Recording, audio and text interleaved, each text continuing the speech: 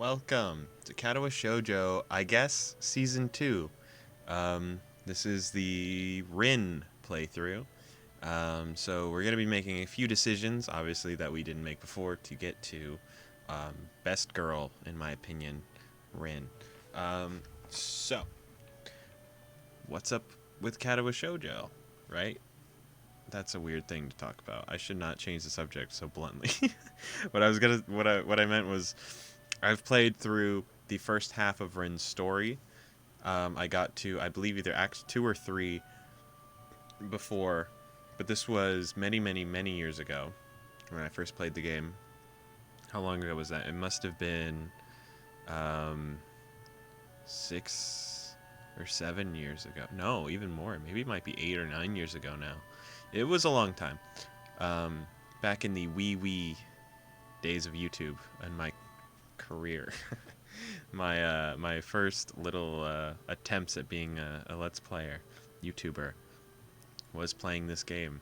There was no face cam, there was no production value. I was using like a Rock Band mic, so maybe what I will see is going to be a little more nostalgic than what I saw for Hanako, but we'll see. So we do have to use a guide here. I just want to throw this out there. I'm using a guide to get to Rin, but I will stop using the guide when we get to Act 2. I just want to make sure we get there.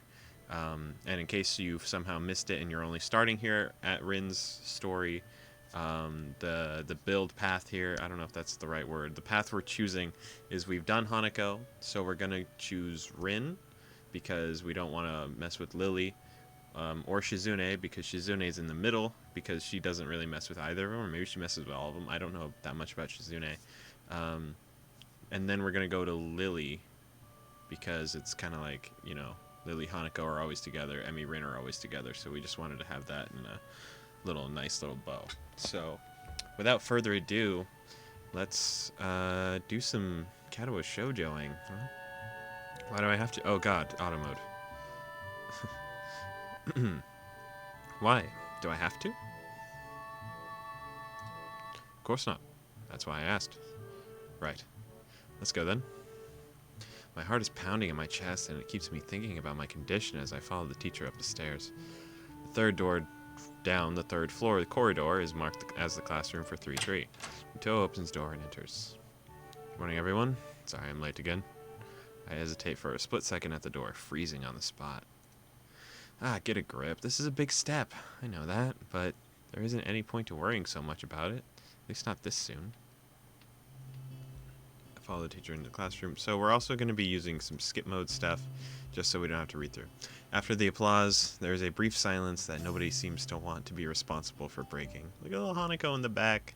You see Shizune, Ritsu, Misha's popping off. We see Miki, I think is her name.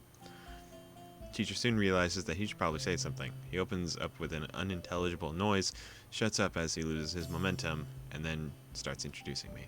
Nobody seems too interested. Maybe I should have said yes to the self-introduction thing. Probably realizing that he doesn't know anything about me, he just ends up saying my name wrong again and asks me to write it on the blackboard. I do that and turn back to face the class, feeling awkward. I listen to the teacher as he drones about getting along while letting my gaze sweep across the classroom. Everyone seems to be listening to him intently, and when he's done, they clap their hands again, which feels like a weird thing to do. Oops, I keep clicking auto mode. Alright, so we go and we meet Misha and Shizune. Misha looks at me with a weird expression. Auto mode. Misha looks at me with a weird expression, and then continues. Don't know much about him, but maybe we'll find out later. Maybe I should have introduced myself after all. Anything would have given a better first impression than the teacher's drone of fumbling with my name. We knew there was going to be a new student, but we didn't know this soon. Yeah. And then we go to lunch. I wonder. So, this one's a little weird that we have to ask about Shizune's deafness. It feels a little rude, but thinking about, that's what Rin did, right? She just immediately wants to know about people's disabilities and stuff, so it kind of makes sense. Shizune intrigues me, and I kind of want to ask something about her. But I can't really ask about something that personal, can I? Can't come up with anything else to ask, so I just focus on my food while the girls talk between themselves. Interesting. Misha and Suzune sign back and forth very animatedly, throwing sideways glances at me, but Misha refrains from translating. Maybe they're talking about the secret girl stuff or something. Damn. I quickly notice the conversation in sign is not enough to fill a silence. Damn. We arrive in the classroom early, but we're not the first. Hanako. Cool. So that was weird. That was a weird option. But I guess, yeah, Rin she was very forward about learning everybody's disabilities because she finds it pretty interesting. From what I remember. Kenji. Insane, of course. I don't really want to skip around just because of the amount of work that it's going to take in editing just to skip these little parts. So I'm going to have to freeform it for you guys.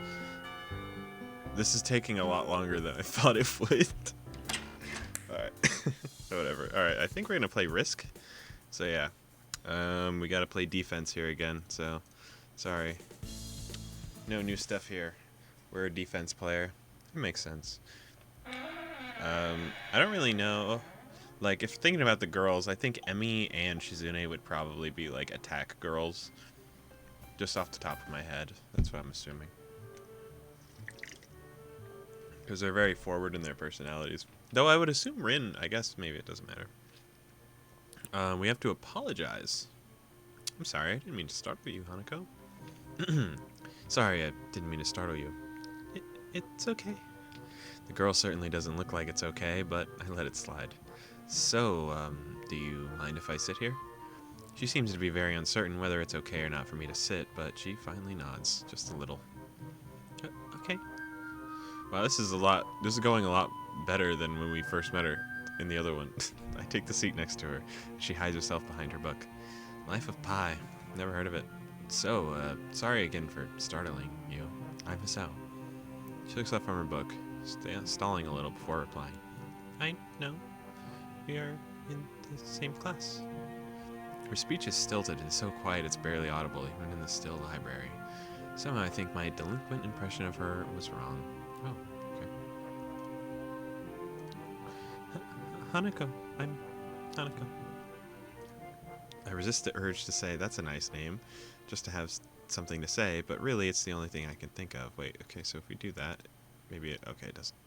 I feel like an idiot. Everyone here must be used to being different to each other, and here I am being all bothered and fussed about that kind of thing. I feel like an idiot. Didn't he just say that? Everyone here must be used to... Wait, okay. Wait, did that say it twice? Okay, I don't know. Don't let me interrupt your reading. I'll just check out these books, if you don't mind. She nods a little and sighs a little sigh of relief. Aw. So I try to read the covers and introductions to the books I picked up, and she buries her face in her book. Uncomfortable silence consumes us, just like it always does, Hanako. My eyes still wander to her direction, and I sneak peeks at her flowing hair and the scars it's hiding. That's creepy. After a little while, I realize she's doing the same and only pretending to be immersed in Life of Pi. Aw. I think she's just nervous. She doesn't want us looking at her face. Her gaze is not inquisitive at all, though. It darts around like a scared rabbit. When our gazes finally meet, the chain reaction is unstoppable. Oop. She stands up forcibly from the beanbag and takes a deep breath. I have to go do something. Alright. The classic. Nothing. I was just looking for some books, and then she got this fit and ran off. It's the most offending thing I could think of is I might have looked at her general direction a few times. Well, she is a very timid girl. You have to be very careful around her. She can be very jumpy, I think. And she's not accustomed to talking with other people. Isn't that a bit strange? I wonder. It's just how she is, I think. Yuko doesn't sound all that convincing, but then again, maybe this is just the norm around here. Everyone has their own problems, or else they wouldn't be here. But how should I deal with these kinds of people? Forcing myself to act overly casually only makes me feel phony. Is this not... Okay. I was like, bro. Oh yeah, we have to ask, is she cute? And we have to say she was not cute. Sadly, I think she was cute, but not exactly cute, no. Yeah, that's cute girls here. Strangely disproportionate amount. I picked all the wrong options to get Rin. Man. Strangely disproportionate amount. I believe this is one of the dark secrets of the school. See, just... Wow, that was just a He did not care what we said. He would say the same thing anyway. It was just a thought-provoking little moment for Hisao. I wonder who has the gall to just say she's not cute round one, you know?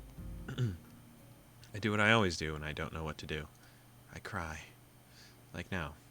I've always started to be I've already started on one of the books I borrowed yesterday, and took it with me to school to fill the empty moments between classes. I find the page that I creased a corner of the mark at the spot I left yesterday night and picked up from there. Misha and Suzune are still arguing heatedly, probably about restaurants still. If I join them, I just get caught up in that, or worse, get grilled about joining the student council. Misha isn't speaking aloud since there is nobody who'd need to hear what they're talking about. But why does she tend to sign things, even when Shizune doesn't need to understand what's being said? Or even more strangely, when Shizune's not around at all. What an odd conflict of habits, which is weird because she didn't do that when we were talking in the student council room during Hanako's bad ending. She didn't sign at all.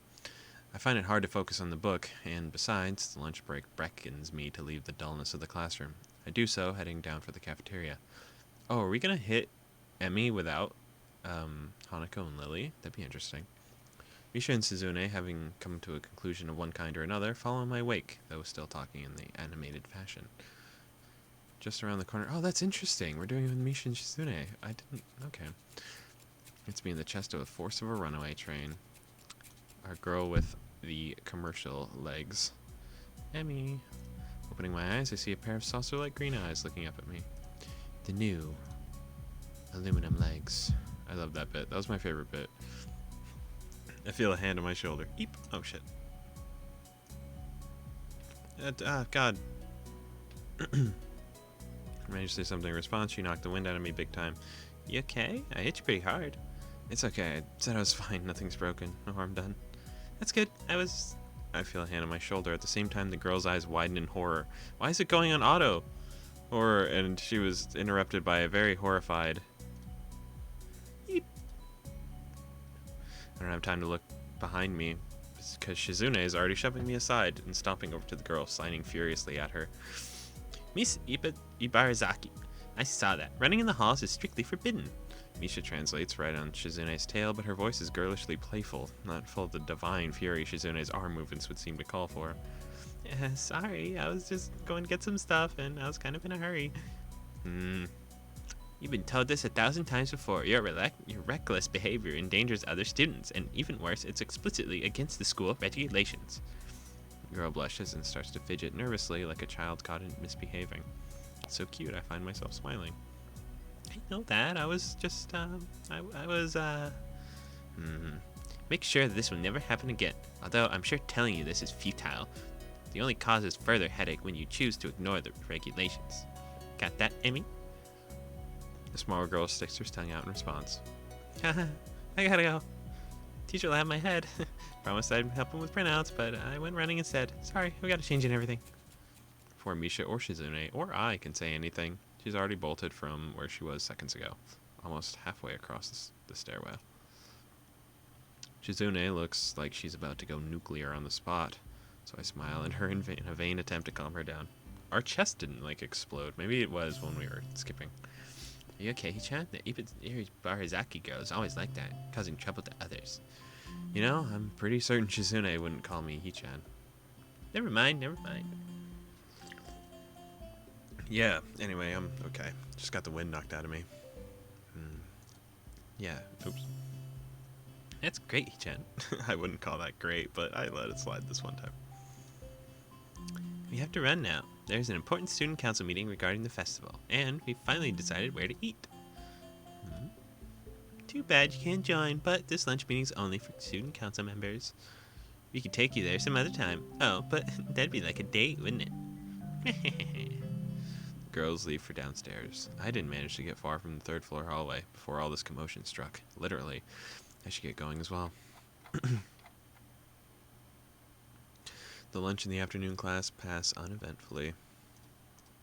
I read almost all the book I had yesterday. It started yesterday, and eat some of the most inedible offerings of the cafeteria. The class is tiresome.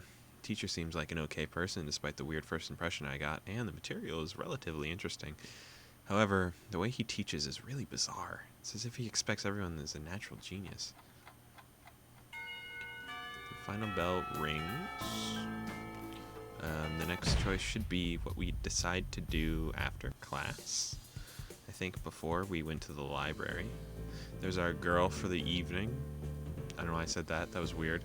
The girl for the coming weeks, I guess. Our main girl, Rin.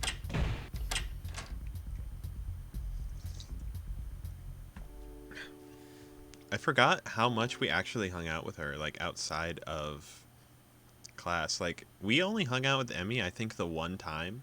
Or we hung out with Emmy at lunch, and the one time we went running. But we hung out with Rin at that lunch, and then with Lily, like, outside. And then again, I feel like another time we were, like, painting with her, didn't we? Like, we hung out with Rin, like, a weird amount. I'm sorry. Anyway. I missed a choice somewhere. Uh-oh. I was supposed to read the book, and I don't know if I skipped that somewhere. What did I do? I broke the game. Hold on. Can we go back on a choice, I wonder? What did she hear? I don't know what she heard. Okay. I'm gonna pray that we didn't mess that up. I was supposed to read the book, but I don't know if I read the book. I don't know. Maybe. No. I mean, he gives me a nasty sort of look when I say that, making me try to take back the word. I mean, I don't know. I'm still trying to get used to the school. I promise to try, though. You're not being very convincing there, Sal. Tip number 1, medical professionals are not amused if you take their advice lightly. What's him? What's with him? Sorry, I'm stuttering. Awful. As if a day or two would make that much of a difference. I didn't do anything at the hospital either. Yeah, okay, sorry. He studies me for a moment, then shrugs, smiling again. Okay, that's more like it. If you go to school track tomorrow morning, you'll meet my spy, who probably has no qualms offering consultation to you if you want to jog a bit. Consultation? See you around. He leaves with a wave of his hand, no answer, and I walk to Rin, who has been waiting, idly leaning against the hallway wall, staring at the pale lighting fixtures in the ceiling.